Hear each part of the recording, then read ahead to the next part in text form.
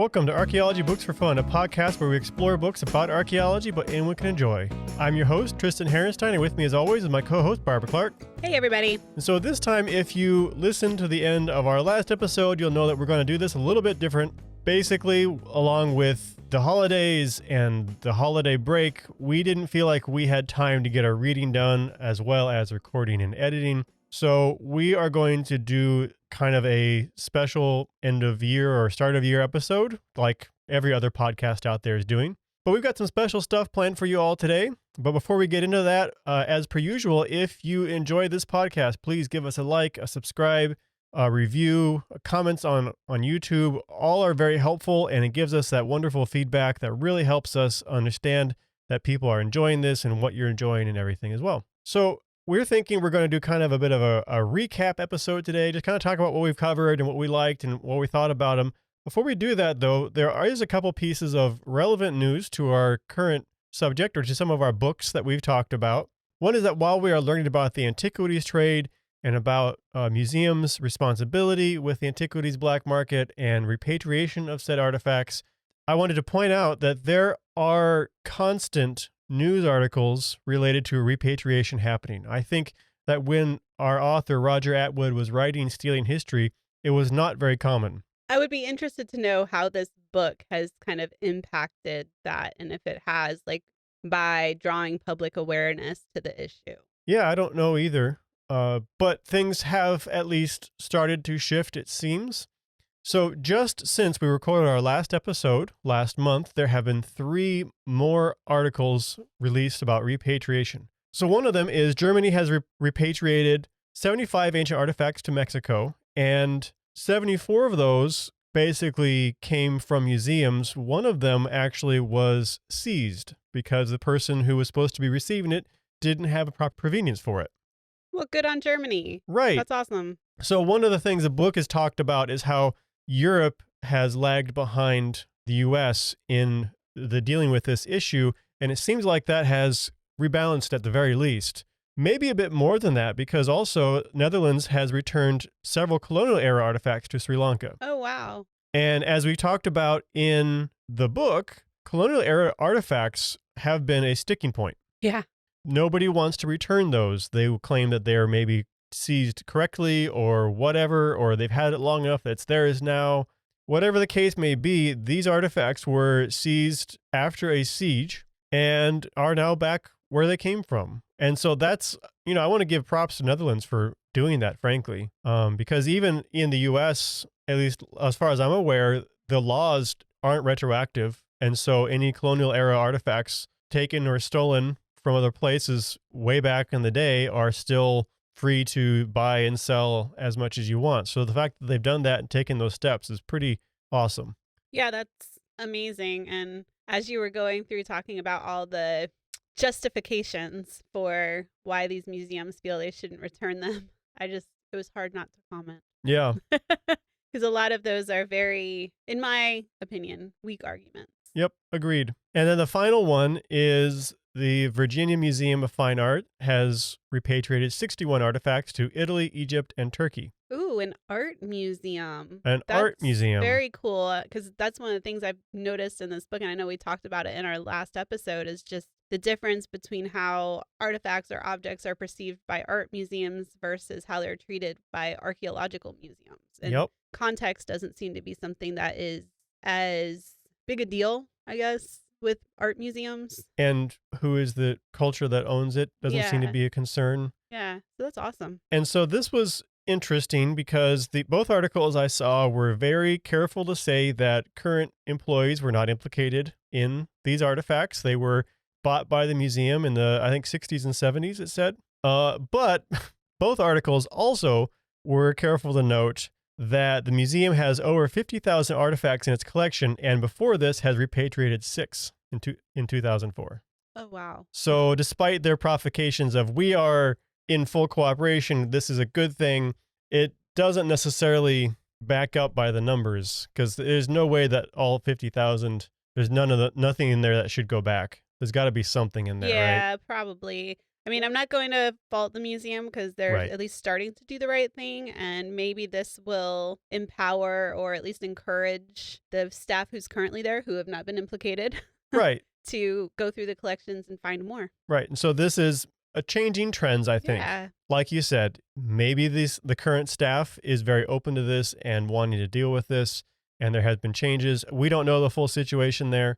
And these kind of things, they're messy. They take time. Right. It's a lot of trying to figure out a middle ground or understanding other people's perspective that is very, very vastly different than yours. So it'll be messy, but Yep. I think it's worth trying to figure out. So that's it for the repatriation news, but basically keep an eye out for this stuff because it is all over the place lately. We're looking at almost weekly articles there for the last month. And so then I want to move on. Since we're not discussing a full chapter or a full section of a book this time, I thought we could take a moment and talk about an article that was relevant to some of the concepts we've discussed this year. Yeah, this was actually an interesting article. Yeah, so shout out to my dad who found this article and told me about it. And then I said, you should send that to me. I think we might use it. So the article is titled Ancient Maya Power Brokers Lived in Neighborhoods, Not Just in Palaces. And the article, you can go and find it on Science News if you want to check it out, sciencenews.org. Yeah, and it was written,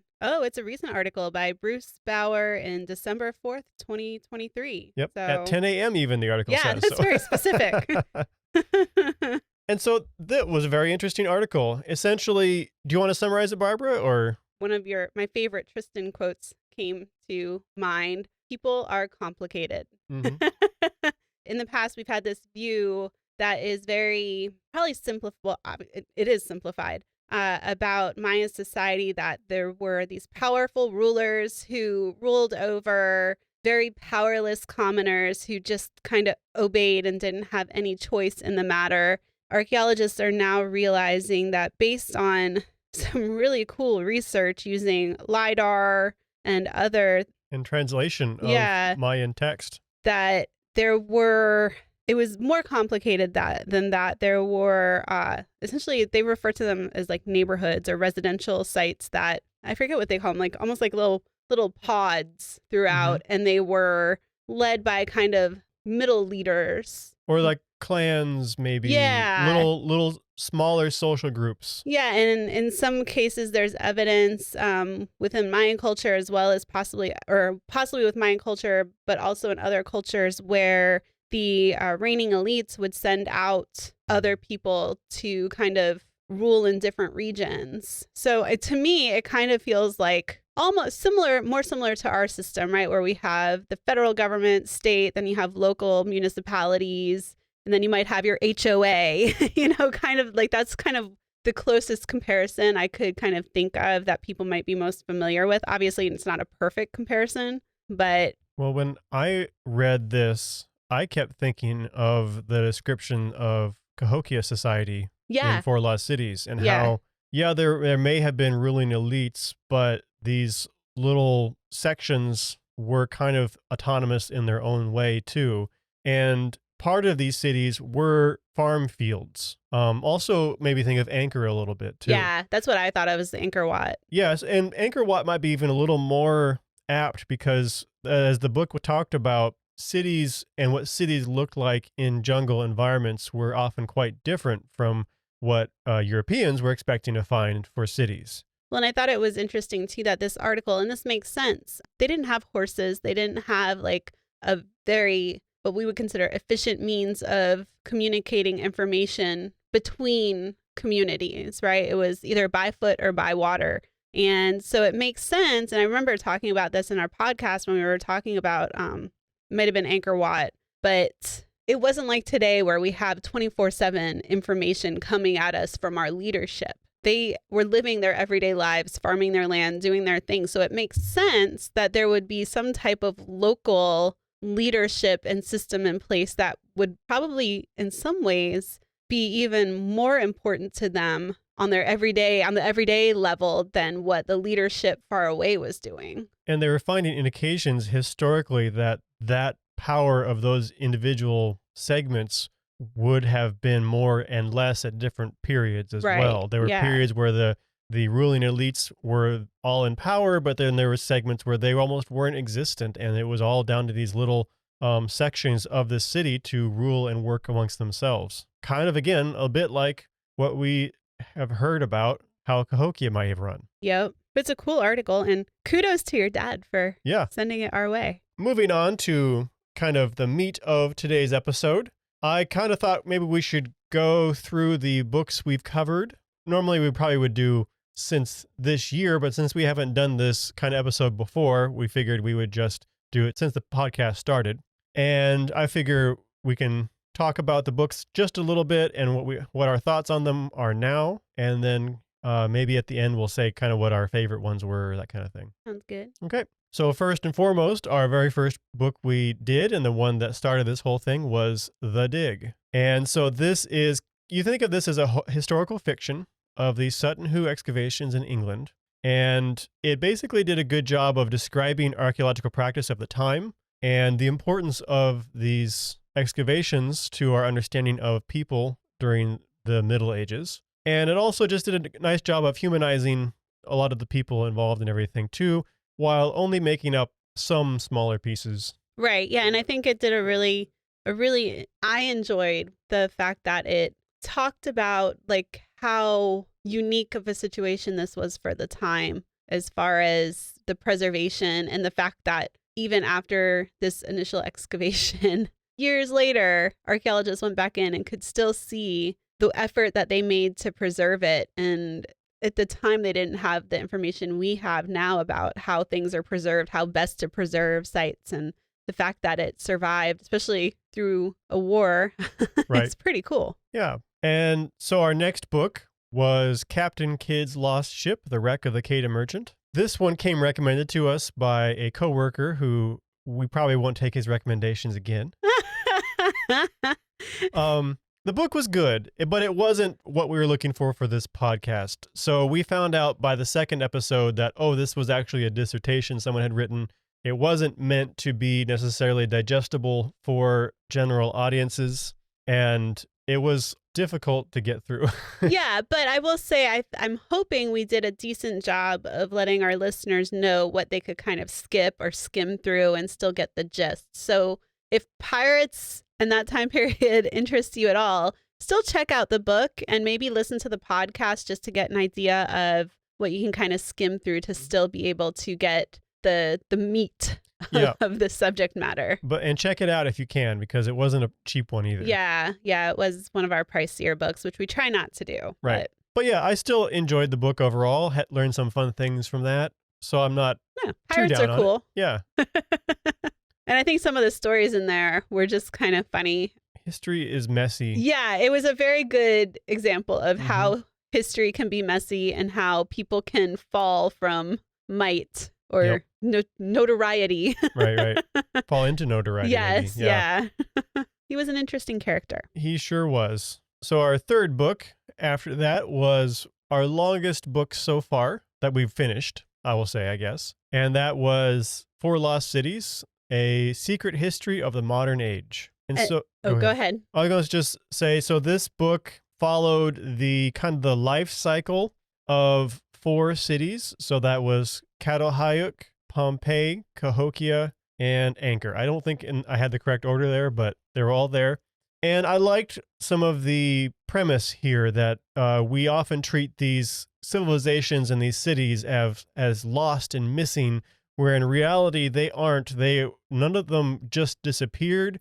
And this actually tied back into the article too with the Mayan civilization. The article noted that these cultures don't just poof, they're gone. They become something different. They merge with other societies and bring some of that culture with them. So it just changes into something else. And then the premise also being that this is kind of a natural life cycle of these cultures and these cities. Yeah, I enjoyed the book, and I know we had some critiques of it, but overall, I really enjoyed the premise, and I think the author did a pretty decent job of, we're both archaeologists and we've studied these sites before, but I still felt like even so, they were able to give us insight that I was not aware of, right. And so like, especially Pompeii, once you read about Pompeii, you learned about Pompeii, you think, okay, cool, Pompeii, we get it. but they were able to provide a lot of information that I wasn't aware of, and I found that really enjoyable.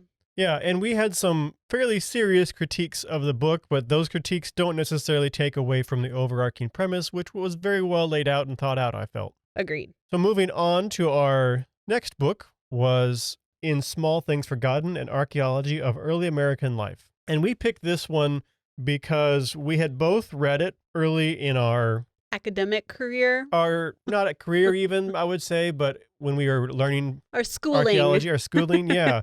And I had actually even given it to my dad to help him kind of understand what it is we do.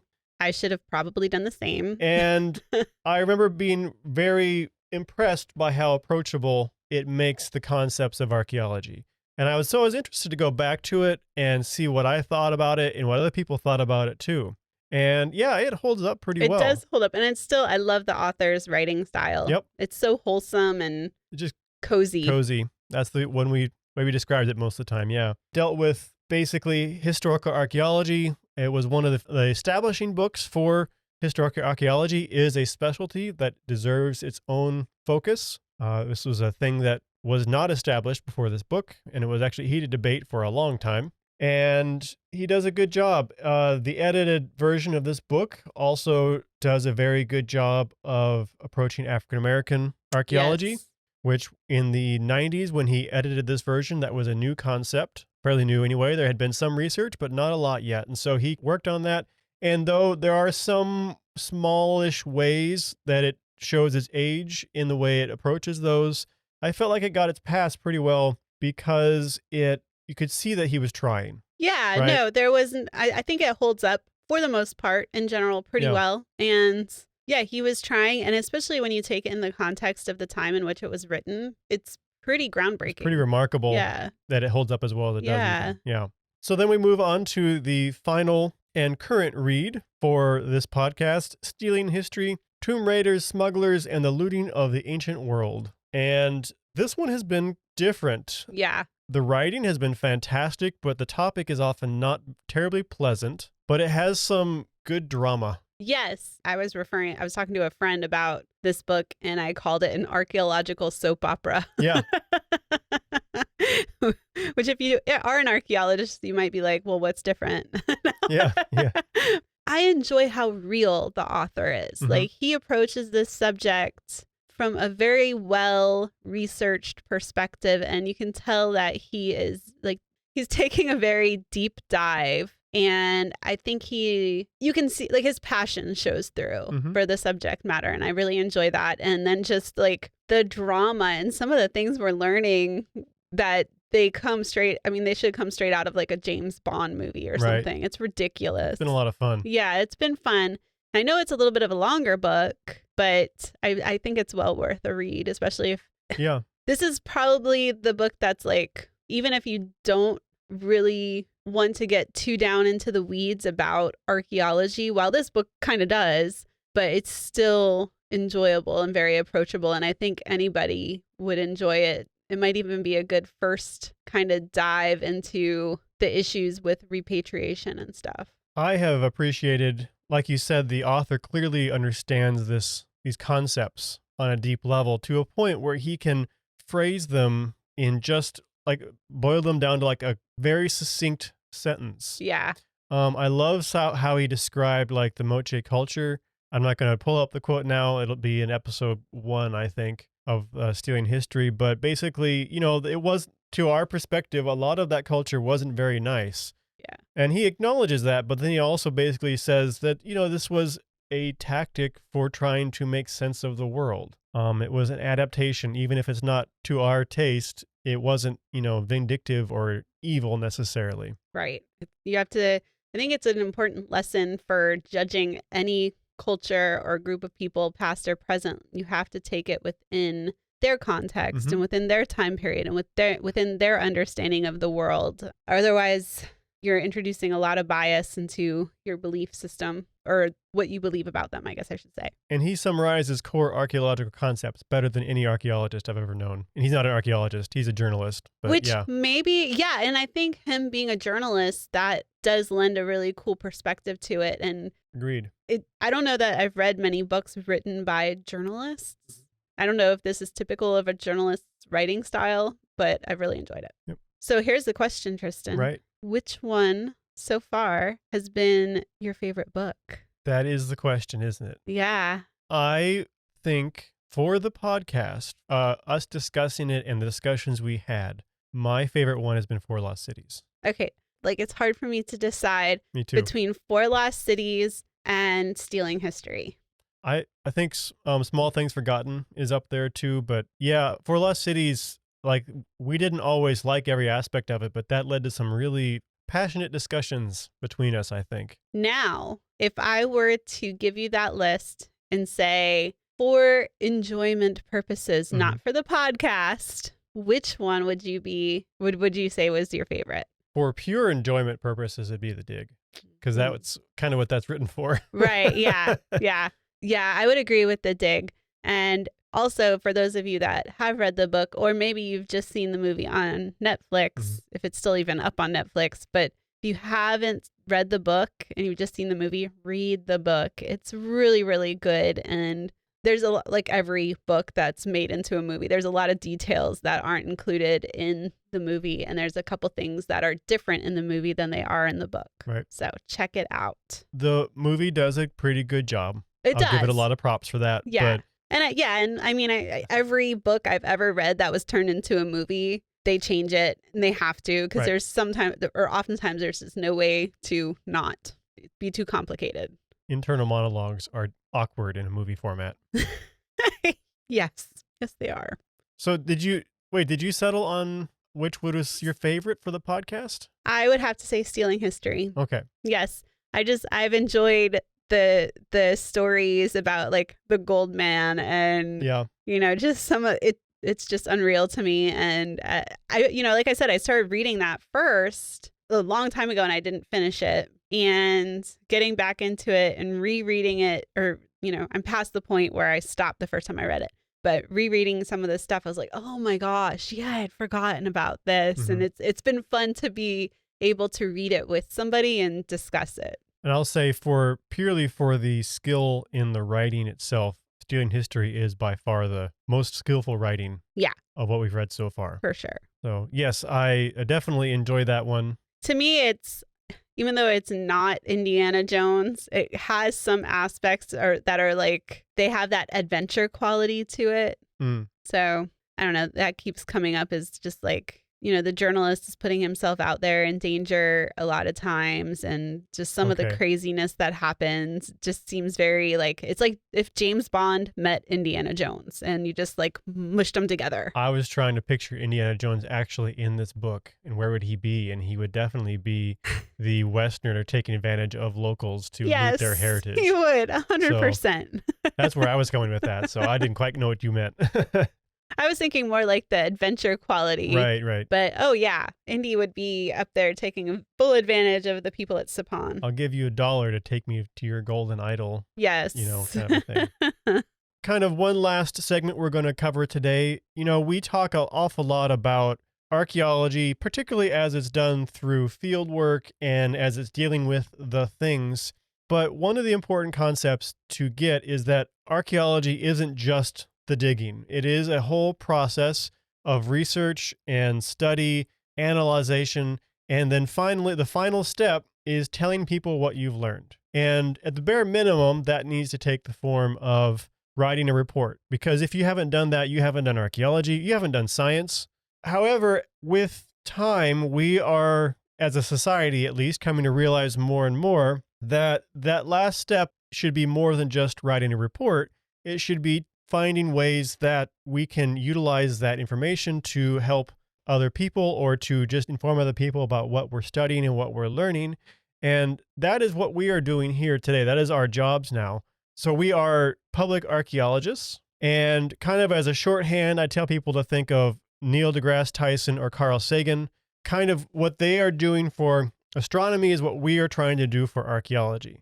And it's just a lot easier to explain to people than, like, say, we're educators, because then they think we're teachers, and it's difficult to get the concept across otherwise. Plus, I mean, what person working in a scientific field doesn't want to compare themselves to Neil deGrasse Tyson? So. Right. And I think we capture a bit of that enthusiasm for our own fields that he always shows for astronomy too. We might not be as cool or as popular, but we will maybe get there one day. Yeah. We can strive. And we'll have fun, and we'll talk with people and everything. So that's what we do in a nutshell. We are primarily focused on that last stage of the whole archaeological process. And so we thought we'd take a little bit to talk about how our jobs and how that takes shape in our jobs, that last step. So, as hopefully you know, if you've been following this podcast, if not, you are about to, but we work for the Florida Public Archaeology Network, which is a program of the University of West Florida. And we have regional offices throughout the state. And the whole idea is to kind of put an archaeologist within reach of everybody in Florida, citizens, visitors. And we try and essentially fill a gap. We provide public education and outreach. We also assist the state agencies that are tasked with protecting cultural resources in Florida, mainly the Division of Historical Resources. Of course, Tallahassee is far, far away from a large majority of our state and citizens in our state. So we try to assist them in any way we can. We also assist local governments and like your local historical society, museums, and things like that. So we do a lot of different things that people don't necessarily equate to archaeology. But like Tristan said, they're that last piece of the puzzle that is necessary in order to do good science. But I like to think it's like the fun part of the job. Yeah. I mean, throughout the year, we do, archaeology story times where we're talking to very, very young children and teaching them about basic archaeological concepts. And one of my, if I can go into more detail on that, one of my favorite programs we do is, we call it the puzzle of our past. And so it works with the premise or metaphor that our past is a puzzle missing the box and most of the pieces. Archaeology helps us see the picture. And so the whole program then works around this idea and where are the pieces? Why are they missing? And the final activity we do with them, which I love because it fits so well, is we give them little terracotta saucers and they decorate them. We put them in a plastic bag and then they get to smash them. And now they have to try and put them back together like pieces of a puzzle. Yeah. And I think, it makes me think of the book we're reading now, Stealing History, because Tristan's notorious for going around and sometimes taking little bits of pot and making it more difficult for the children. But the point is, like, once you start taking pieces of the puzzle or pieces of the pot away, the puzzle becomes harder to kind of fit back together and understand what's going on. And I will say, Tristan's giving me a look right now, but he's nice about it. And he's very good about selecting which child he thinks can handle it. And I give him back. Yes, and he always gives it back. So repatriated. Yes, he repatriates the piece.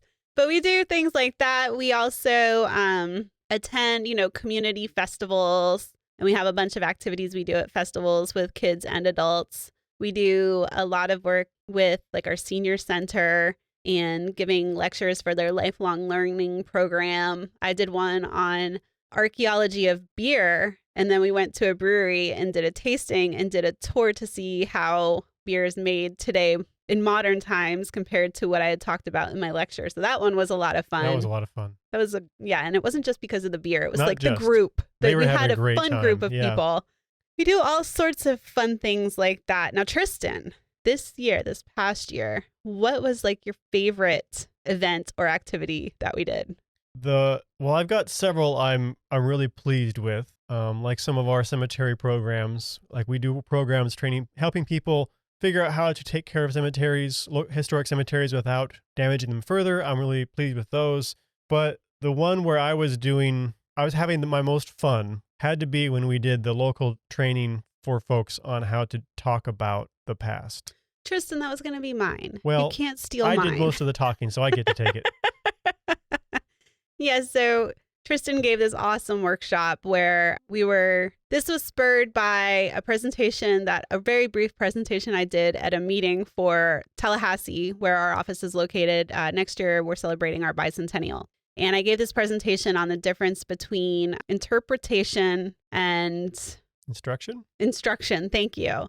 And afterwards, I had a bunch of very panicked historical and genealogical society members coming up to me going, oh my gosh, I'm supposed to be giving this presentation and I just realized I'm doing instruction and not interpretation and I need help. And I was overwhelmed. And so I came to Tristan and I said, Tristan, I have an idea. We should do a workshop. And he jumped on it and did it. And it was amazing. And we ended up with like the most fun group of people ever. They were a blast. So enthusiastic. Some of the concepts are a little difficult to grasp right away, but they got it. Yeah. They worked at it. I could see them processing it. It was a lot of fun. And, so, yeah, go ahead. Well, since you took that one, I would say the beer one was a lot of fun, but I also really enjoy what we do a festival here in Tallahassee. It's the Tallahassee Science Festival, and it's where pretty much like every scientific organization in this region gets together in downtown Tallahassee, and it's free to the public. People come and you have everything from kids extracting banana DNA to like collecting bugs or whatever, you know, so it's a lot of fun. I really always enjoyed that festival. And I feel like we always have some of the best interactions with the public there. We see like 400 to 500 people in 4 hours. Yeah, it's exhausting. It's intense. Yeah. But it's a lot of fun. And so that's just kind of to give people a little bit of an idea of the kinds of things we do. And we're always changing or adapting or doing something new. We do a lot dealing with how climate change is impacting cultural resources along the coast, but also in interior Florida, and, you know, monitoring those sites, working with state parks to help them with programming. Our office is actually at Maclay Garden State Park, so we work with them to do interpretive hikes and lectures and all sorts of fun stuff here. And one thing I always tell people, and this applies to you listening as well, is part of our job is to be here as a resource for you. So if you have any questions on archaeology, it doesn't have to be related to this podcast. You can get in touch with us and ask. If we don't know, we'll probably know who does. And so we can help you get those connections there as well. Well, and I think speaking of that, like, so as you can imagine, like during the pandemic, when you do public outreach, you have to get a little creative because we couldn't do anything in person. So we started doing a lot of virtual content, YouTube videos, Zoom lectures. Tristan and another colleague started doing like archaeology video games on Twitch. Yeah. That's kind of what spawned the idea for our podcast, actually. Is one of the things we realized with all those virtual programs, even though we really, really miss doing in-person things, it's weird to give a lecture via Zoom. Tristan and I both realized how much we feed off of our audience and like to have the like interactions, and, you know, just even somebody's facial expression means a lot more in person than it does on the little square on your Zoom screen. But we also realized, wow, we had people attending our lectures from like Iceland and Europe and stuff. And so it broadened our reach. Even though we're the Florida Public Archaeology Network, a lot of the concepts we teach fall outside the borders of just Florida. So that was kind of the impetus for our podcast. Even though it didn't come to fruition until after the pandemic, but this was an idea that kind of started from that, essentially. Yeah. And I've loved it. I think it's fun. It's fun to read books outside of a graduate program about your subject matter. Yeah, I'm enjoying this too. You know, we started it, we're just like, well, let's kind of try one and we'll see how we feel about it. And we're still going because we enjoy doing this. And that's kind of sums up our jobs too, really. You know, as you're listening to our podcast, if you ever have any questions about the subject matter of the podcast itself or anything relating to archaeology, hit us up, leave a comment, let us know. We will gladly answer it. And like Tristan said, we're a resource. So if we don't know it, we will find out who does. So that wraps up this episode. We're going to be a little bit shorter than some of our other ones, but we'll be back next month for another regular episode with the conclusion to Stealing History. Also, I don't want to overpromise yet, but I have a special interview potentially lined up with an archaeologist I know personally from Ecuador, who I know has also been very concerned with the antiquities market. So we're going to see if we can get lined up an interview with him, and we'll release that as a special episode, probably alongside the next full episode. And so everyone, hope you had a happy holiday and a good new year, and we'll see you next time. I know, we'll see you next year. Yeah. Have a good one, everybody. Archaeology Books for Fun is brought to you by the Florida Public Archaeology Network, a program of the University of West Florida. You can find out more about archaeology and about FPAN at fpan.us. We appreciate any feedback, so if you're listening to us as a podcast, please leave us a review, and if you're watching this on YouTube, please like and subscribe. Thanks for listening.